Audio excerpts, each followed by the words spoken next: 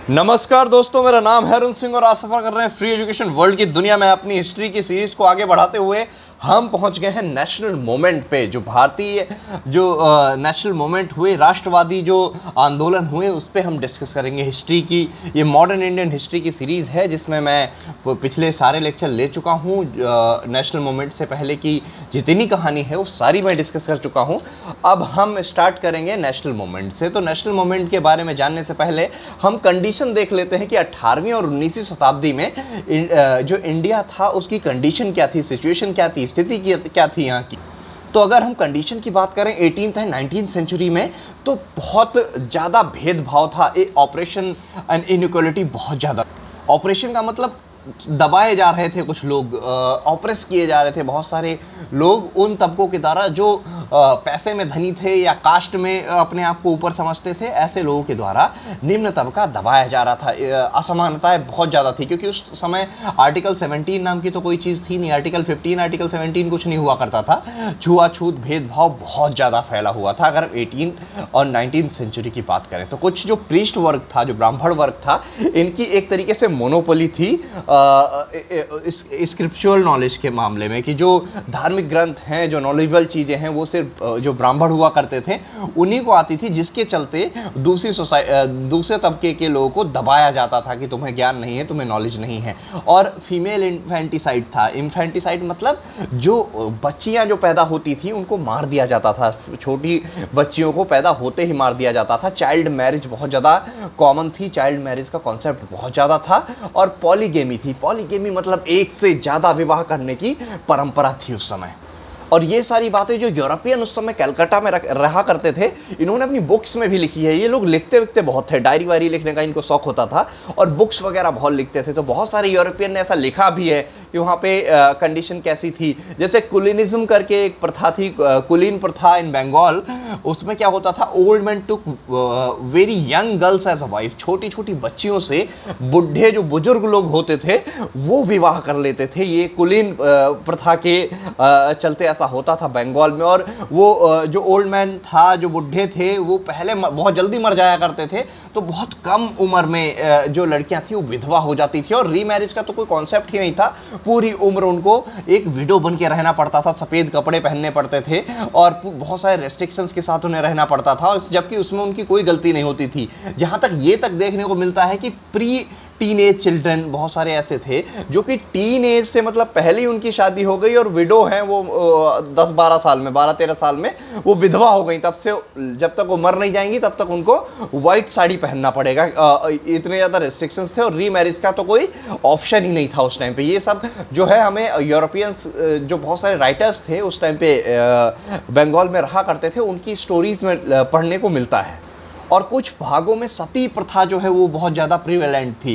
Prevalent का मतलब ये नहीं है कि हर कोई सती प्रथा करता था, लेकिन बहुत हद तक मोस्ट ऑफ द लोग सती प्रथा का पालन करते थे। इसमें क्या होता था कि वाइफ्स को जिंदा जला दिया जाता था पति की अंतिम जो चिता होती थी उसके साथ। तो स्टार्टिंग में अगर हम बात करें तो ये तो वॉलंटरी होता था, लेकिन 18वीं और 19वीं शताब्दी के आते आते ये चीज़ ज़बरदस्ती होने लगी। बहुत बार ऐसा देखने को मिला कि कई बार जबरदस्ती जो फीमेल होती थी उनको उनके पति की चिता में बांध दिया जाता था और फिर जला दिया जाता था। हालांकि ये वॉलंटरी हो या फिर जबरदस्ती हो, दोनों ही तरीके से ये चीज़ गलत है, लेकिन उस समय समाज में थी। कास्ट सिस्टम भी बहुत ज़्यादा प्रबल हो रखा था। ये एक रिचुअल का पार्ट था और सेग्रीगेशन बहुत था। सेग्रीगेशन मतलब भिन्नताएं बहुत थी, भिन्नताएं बहुत ज़्यादा थीं। अगर हम देखें ग्रामीण क्षेत्रों में या शहरी क्षेत्रों में, दोनों जगह भिन्नताएं थी। भिन्नताएं एकदम चरम पे थी। और ये केवल हिंदुओं में नहीं था, ये मुस्लिम्स में भी था, सिख में भी था। अनटचेबिलिटी जो थी बहुत ज़्यादा थी। छुआछूत की भावना बहुत ज़्यादा प्रबल थी।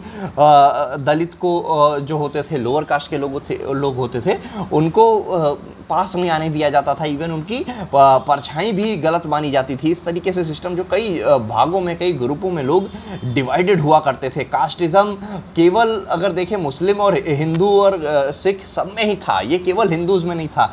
ये सब कहीं वैसे ही था। मैरिज को लेकर और अपने अपने पर्सनल रिचुअल्स को लेकर कास्टिज्म जो है चरम पे फैला हुआ था हिंदुस्तान में। अब इधर दूसरी तरफ यूरोप में रेनाइसेंस चल रहा था। रेनाइसेंस का मतलब होता है रीबर्थ, एक तरीके से कह सकते हैं पुनर्जन्म या एनलाइटनमेंट की शुरुआत हो चुकी थी यूरोप में। एक एज ऑफ एनलाइटनमेंट भी बोलते हैं इसको, 17 to 18 सेंचुरी को। इसमें क्या था, ये समझ लिए एक तरीके से आँख की बत्ती जल गई, दिमाग की बत्ती जल गई, एक तरीके से सर पे लाइट आई और उसने पूरा दिमाग बदल के रख दिया। कुछ ऐसा यूरोप में चल रहा था। तो उससे क्या होता है, नई नई पॉलिटिकल फिलॉसफीज निकल के आती हैं यूरोप के अंदर। लोग कहते हैं कि नहीं, अब राजा के पास अब कुछ नहीं रहेगा, पॉलिटिक्स होगी, पॉलिटिकल बॉडीज़ बनेंगी, पार्लियामेंट बनेंगी, इन सब चीज़ों पर बात होने लगती है यूरोप के अंदर। और धीरे धीरे ये चीज़ें दूसरे एरिया में भी फैल सकती थी, लेकिन उन्हें फैलने नहीं दिया गया, इंडिया में बेसिकली आने नहीं दिया गया।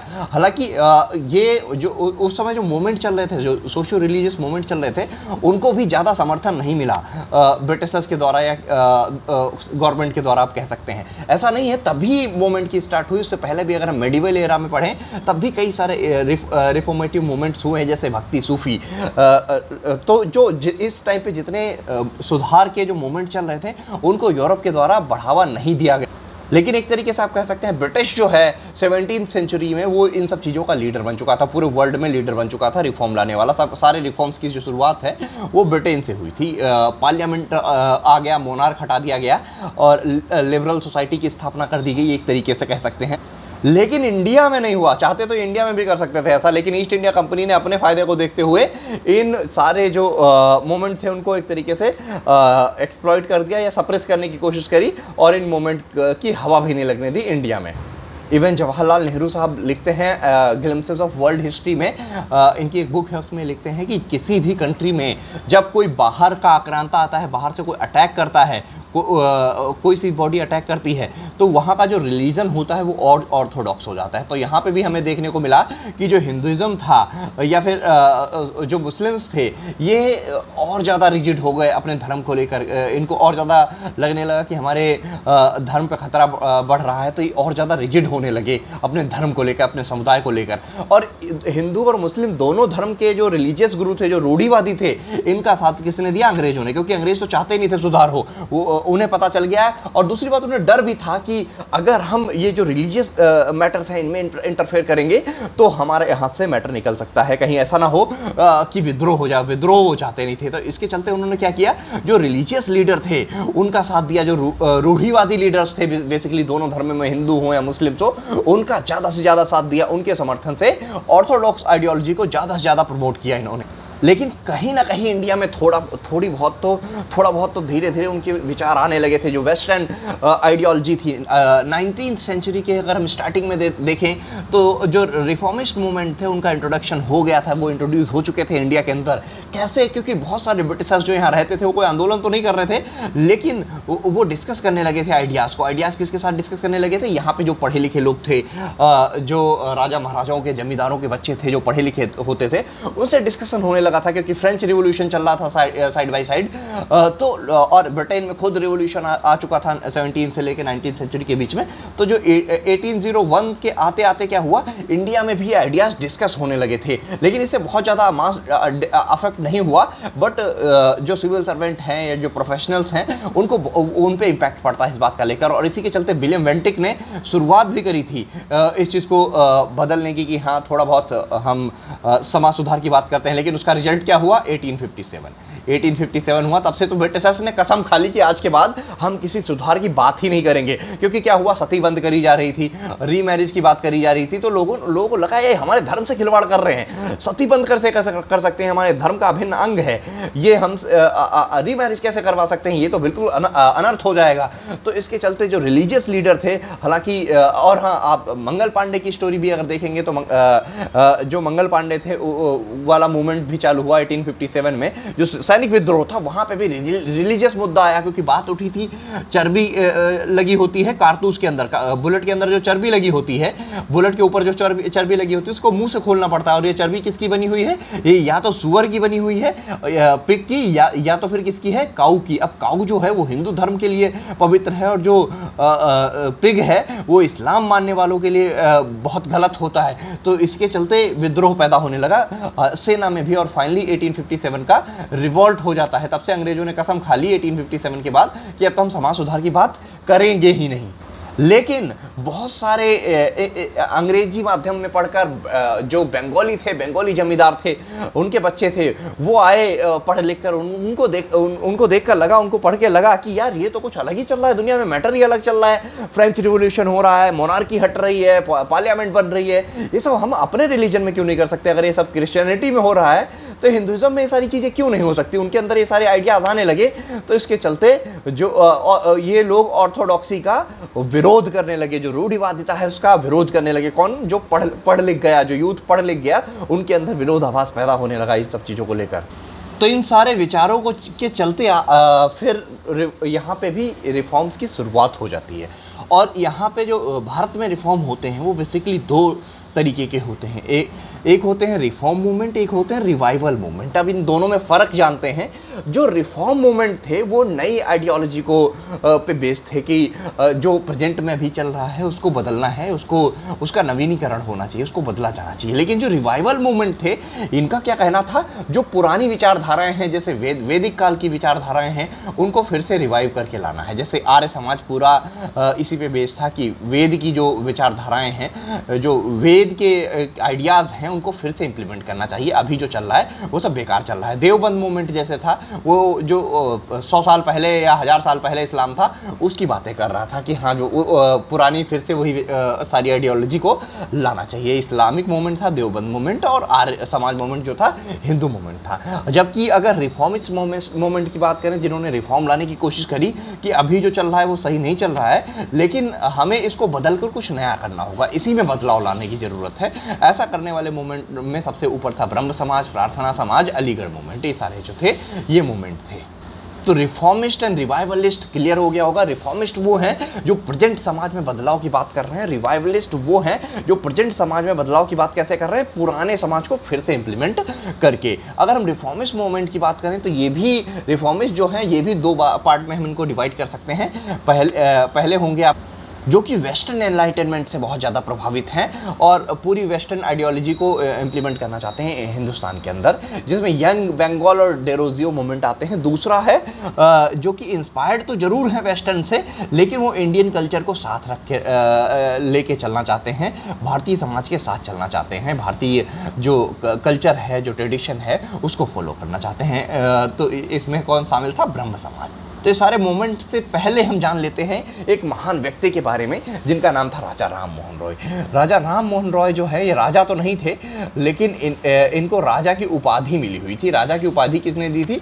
मुगल एक एम्परर थे, मुगल बादशाह अकबर शाह सेकेंड, इन्होंने इनके सोशल वर्क को देखते हुए राजा की उपाधि इनको दे दी थी। तो अब इनमें दम तो था नहीं, खैर मुगल बादशाह जो अकबर शाह सेकेंड थे, इनमें दम नहीं था, इनके पास पावर और कुछ नहीं थी, लेकिन उपाधि तो दे ही सकते थे किसी को कुछ भी, तो राजा की उपाधि दी थी। और इनका जो जन्म था राजा राम मोहन रॉय का, ये एक बहुत रूढ़िवादी ब्राह्मण फैमिली में हुआ था बंगाल के अंदर। और ये पॉलीग्लॉट थे। पॉलीग्लॉट का मतलब वो ये होता है कि जिसको एक से अधिक भाषाएं आती हों। इनको कई सारी भाषाओं का ज्ञान था, इवन इनको हिब्रू तक आती थी, संस्कृत बोलते थे, ग्रीक बोलते थे, लैटिन, अरबिक, पर्शियन, हिब्रू भी आती थी इनको। हिब्रू जो है वो कहाँ की भाषा है, ये आप लोग कमेंट बॉक्स में बताइए। बहुत ही पावरफुल कंट्री है जहाँ की भाषा है हिब्रू। तो 1815 में इन्होंने इस्टेब्लिश किया, आत्मीय सभा इस्टेब्लिश करी। फिर इन्होंने कई सारी बुक्स भी लिखी हैं, जिनमें जो इनकी पहली बुक थी तोहफतुल मुवाहिदीन, जिसका मतलब होता है गिफ्ट टू मोनोथिस्ट। मोनोथिस्ट का मतलब होता है भगवान एक है, वन गॉड थ्योरी पे बिलीव करना। मेन इनका मकसद यही था कि वन गॉड थ्योरी पे बिलीव करते थे कि बहुत सारे भगवान नहीं, एक ही भगवान है।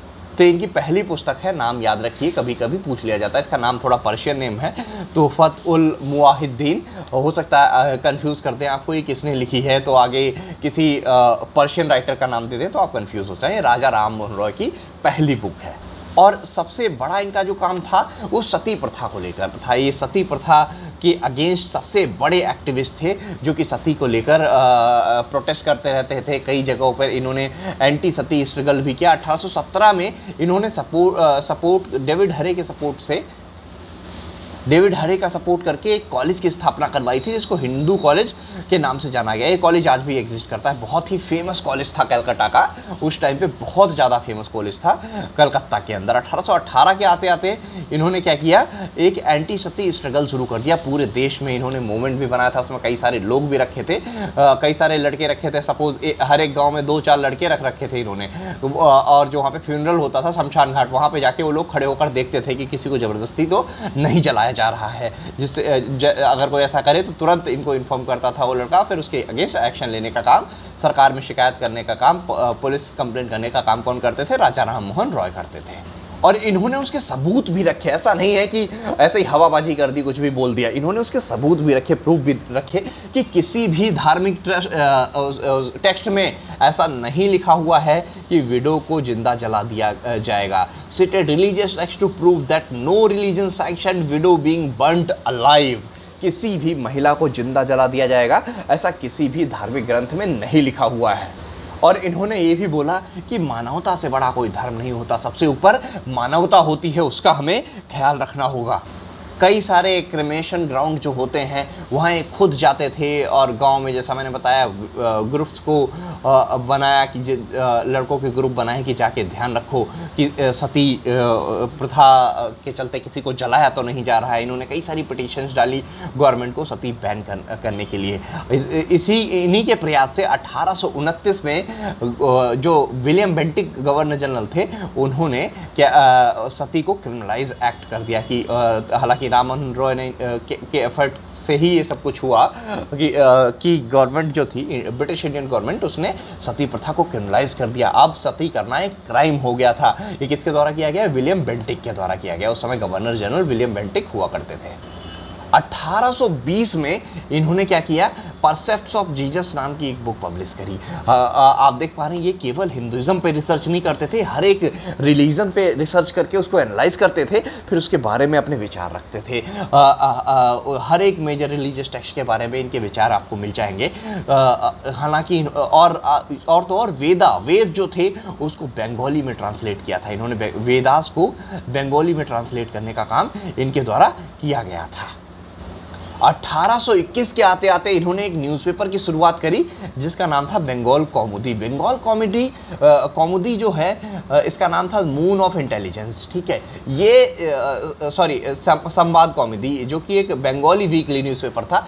ये इकलौता भारत का ऐसा न्यूज़पेपर था जो कि एक भारतीय के द्वारा चलाया गया था और मैनेज भी भारतीयों के द्वारा किया जा रहा था। इससे पहले जितने भी न्यूज़पेपर हुआ करते थे वो सारे के सारे ब्रिटिशर्स या किसी दूसरी शक्तियों के द्वारा चलाए जाते थे। 1822 में एक और वीकली पर्शियन न्यूज़पेपर की स्टार्ट करी इन्होंने, जिसका नाम था मिरातुल अकबर, जिसका मतलब है मिरर ऑफ इंटेलिजेंस। इसकी भी शुरुआत इन्होंने ही करी। 1825 के आते आते इन्होंने वेदांता कॉलेज की स्थापना करी, जिसमें कि इन्होंने बेसिकली इंडियन और वेस्टर्न दोनों लर्निंग से फोकस किया, सोशल एंड फिजिकल साइंस से फोकस किया। और इन्होंने कंपाइल किया एक बंगाली ग्रामर बुक को, जिससे कि एवोल्यूशन हो सका, जो मॉडर्न बंगाली प्रोज है वो उसका एवोल्यूशन हो सका इनके द्वारा। अगर हम पॉलिटिकल एक्टिविज्म की बात करें, राजनीतिक सक्रियता की बात करें, तो ये जो बंगाली जमींदार थे, वो जो उनके ऑपरेसिव प्रैक्टिस को, जो कि प्रताड़ित करते थे दूसरों को, अगर सप्रेस करने की कोशिश करते थे किसी गरीब आदमी को, उसको इन्होंने कंडेम्ड किया, उसकी निंदा करी इन्होंने। और इन्होंने बोला कि जो मैक्सिमम रेंट है उसको फिक्स कर दिया जाए जमींदारों के द्वारा। जो रैयत हैं, उस समय रैयत वाली प्रथा चल रही थी, आप याद करिए। तो जो रैयत हैं, जो किसान हैं, उनसे कोई मतलब बेइंतहा टैक्स ना लिया जाए। कुछ भी लिया जा रहा है कि मतलब कितना भी टैक्स लिया जा रहा है, ये ब्रिटिश गवर्नमेंट जो टैक्स ले रही है वो ले जमींदारों से, लेकिन जमींदार गांव वालों से कितना लेंगे, किसान से कितना लेंगे, इस चीज़ को फिक्स किया जाए। और इन्होंने बोला कि अबॉलिश किया जाए ईस्ट इंडिया कंपनी के जो राइट्स है। हालांकि 1833 में सारे के सारे राइट लगभग छीन ही गए थे ईस्ट इंडिया कंपनी के, लेकिन इन्होंने भी इसके खिलाफ आवाज़ उठाई थी कि जो ईस्ट इंडिया कंपनी है, इसके अधिकार जो हैं वो लिमिट करे जाएँ, अबॉलिश कर दिए जाएँ। और इन्होंने क्या किया, इंडियनाइजेशन ऑफ सुपीरियर सर्विस, जो बड़ी सर्विसेज हैं, ए ग्रेड की सर्विसेज हुआ करती थी, जैसे सिविल सेवा वगैरह हो गया, उसमें इन्होंने इंडियनाइजेशन की बात करी। Separation of executive from judiciary, executive को जुडिशरी से अलग करने की बात करी, जो कि आज हम यही चीज़ फॉलो करते हैं। Judicial equality between Indian and Europeans, जो इल्बर्ट बिल कंट्रोवर्सी थी, हमने लास्ट चैप्टर में पढ़ा था, उस पर इन्होंने बात करी कि ये जो जुडिशियल इक्वालिटी है ये होनी चाहिए। ऐसा नहीं है कि जो इंडियन जज हैं वो ब्रिटिशर्स को सज़ा ना दे सकें, और ट्रायल भी हेल्ड बाय ए जूरी के द्वारा एक ट्रायल होना चाहिए। जूरी मतलब एक अकेला जज जो होगा वो फैसला नहीं सुनाएगा, एक जूरी मेंबर्स होंगे, 3 या 5 मेंबर बिठाए जाएंगे, उनसे कोई डिसीजन लिया जाएगा, तब जाके किसी को सज़ा होगी। जूरी की व्यवस्था जो पूरे वर्ल्ड वाइड चल रही थी वो इंडिया में भी होनी चाहिए, ये इनके विचार थे।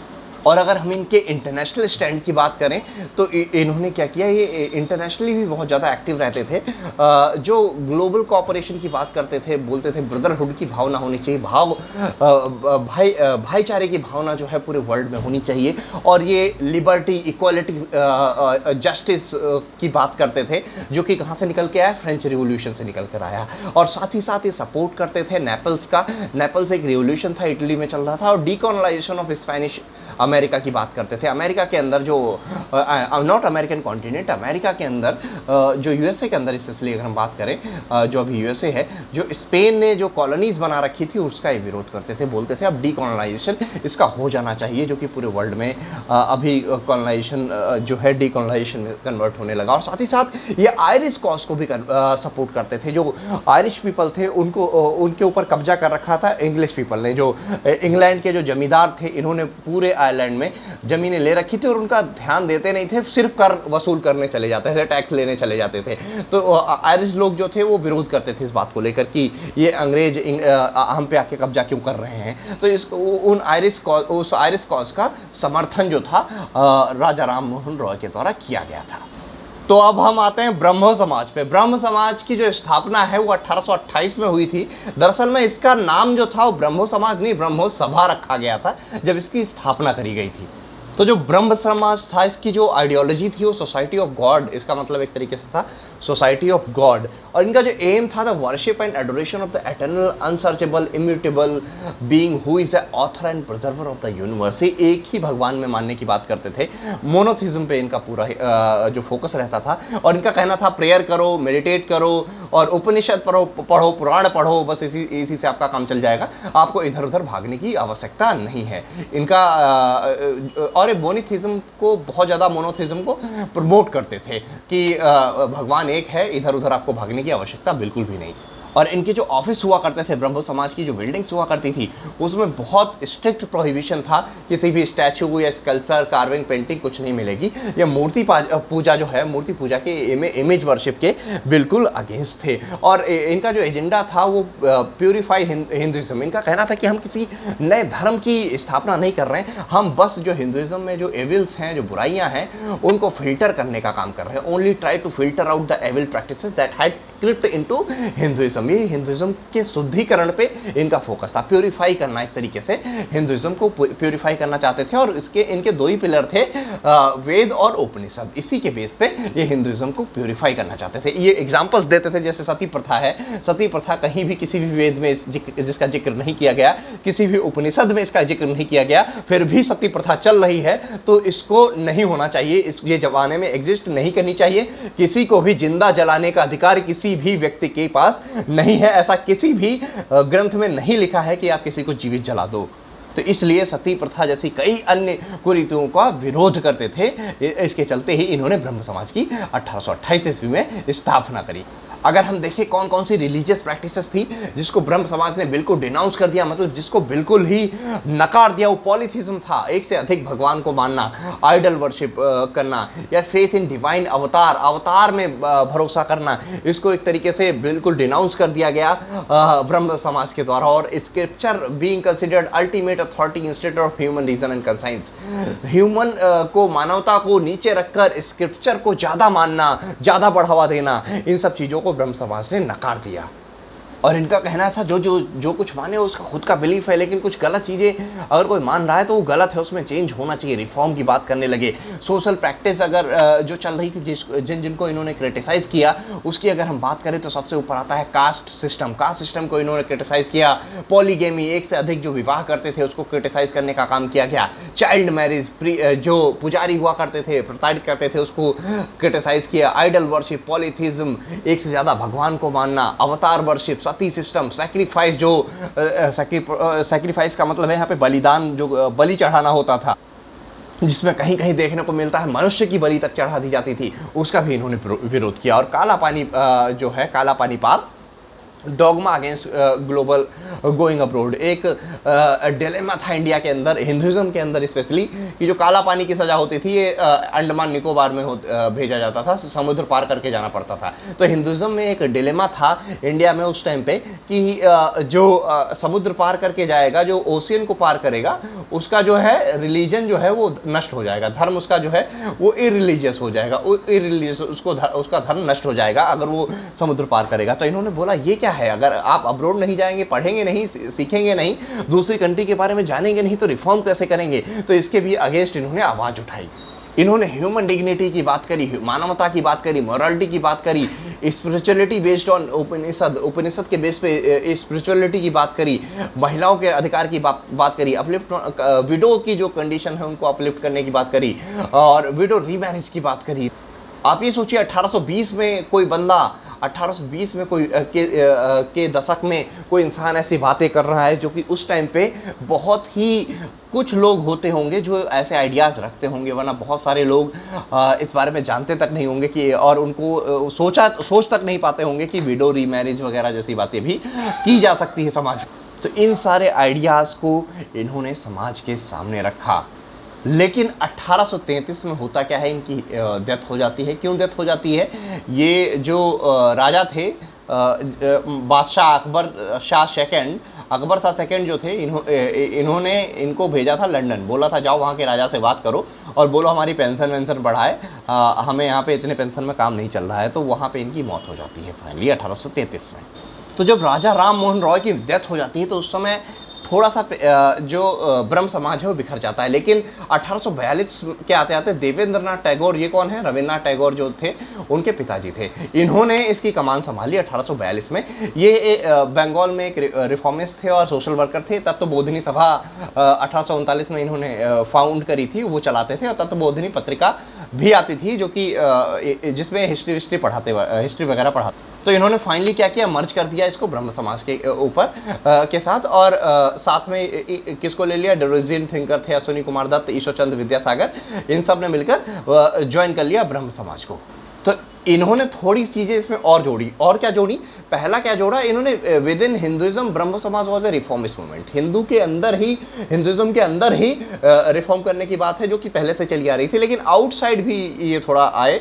और इन्होंने अपोज किया क्रिश्चियन मिशनरीज को, जो कि कन्वर्जन की बात करती हैं, इन्होंने उसको क्रिटिसाइज करने की बात करी।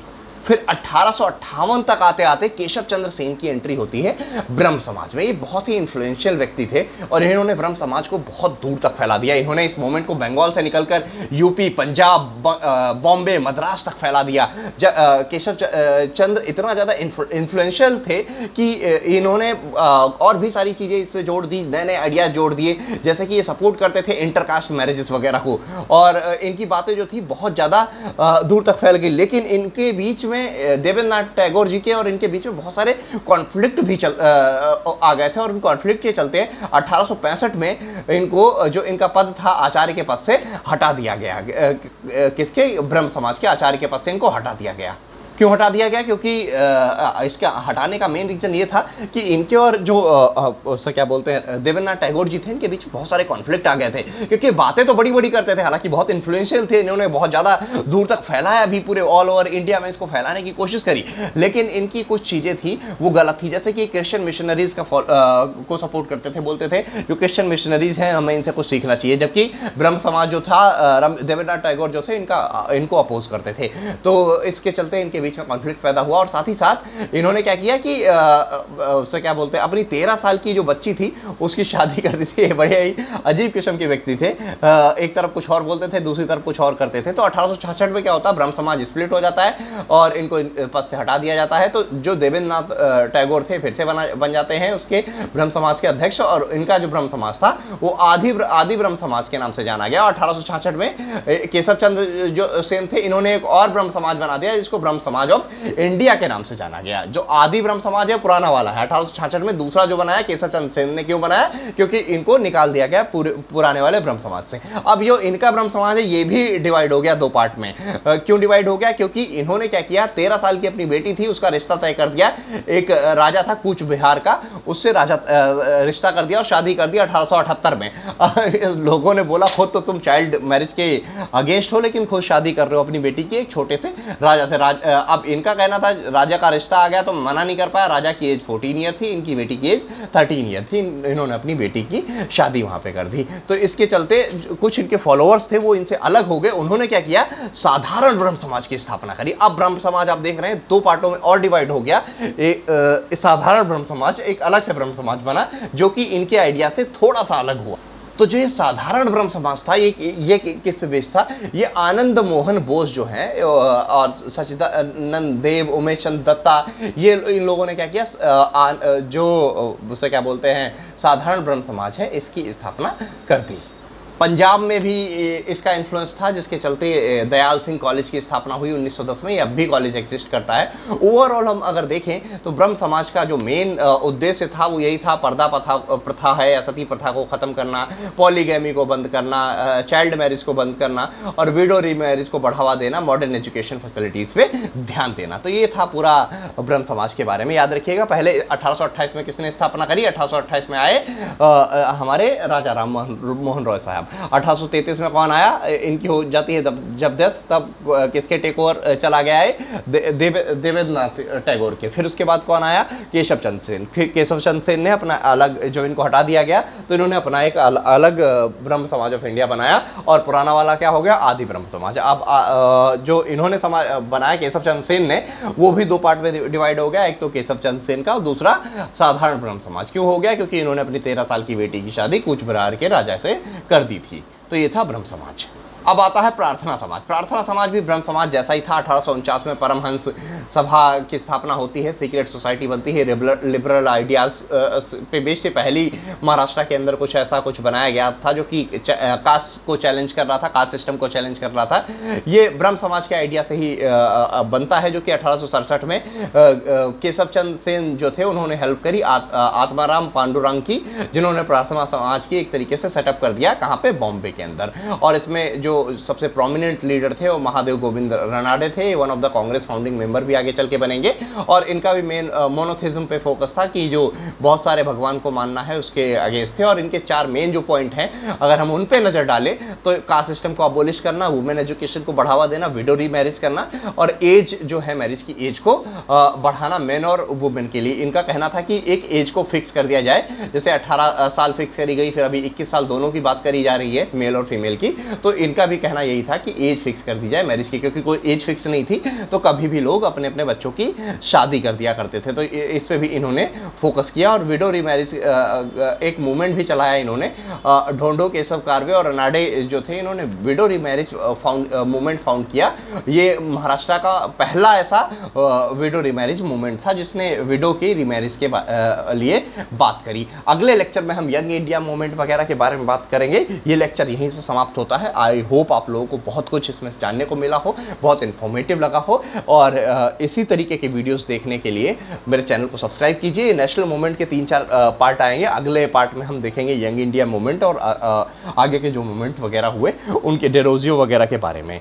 तो तब तक के लिए धन्यवाद, नमस्कार, जय हिंद, जय भारत।